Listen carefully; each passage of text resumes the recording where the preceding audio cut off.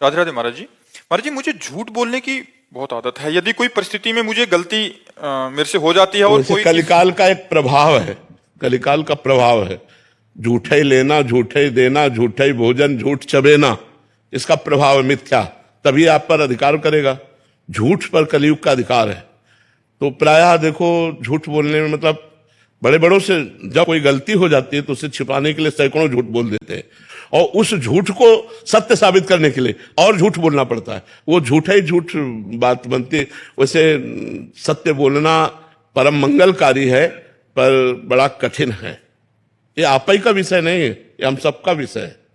ये हम सबका विषय है कि किसी भी बात को तुरंत बनाने के लिए हमें लगता है झूठ से बन जाएगी। किसी एक परिस्थिति में एक विषय में मैं गलती हो गया था, लेकिन उसके किसी ने मेरे ऊपर ये डाला, मतलब ये दिखा दिया थी आप गलत है। वो गलत को मुझे उससे उस परिस्थिति में भागने के लिए और झूठ बोल। हाँ, वही कह रहा हूँ। तो पर कभी कभी बहुत सेल्फिश भी हो जाता है।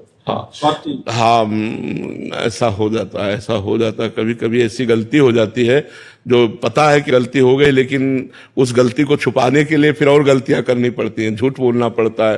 पर अगर हम पहली गलती ना करते तो हम झूठ पर विजय प्राप्त कर लेते, लेकिन पहली गलती ने हमको झूठ बोलकर बचा लिया, तो अब दूसरी गलती आराम से हो जाएगी और सैकड़ों गलतियां झूठ से बनती रहेंगी।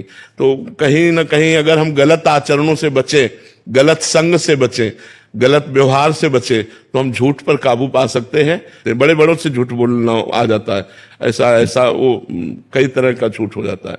और हृदय हमारा कह रहा है कि हम गलत है, लेकिन वाणी हमारी स्वीकार नहीं करती, क्योंकि वाणी से हम बचना चाहते हैं।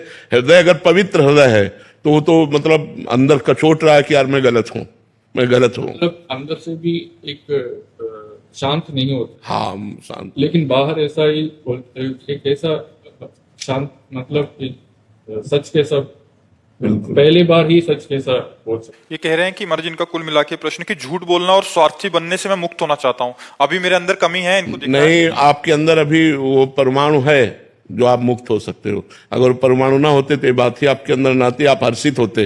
लेकिन आप सच्चे आदमी हैं, आप अच्छे हृदय के आदमी हैं, जो आप इस गंदगी को बर्दाश्त नहीं कर रहे।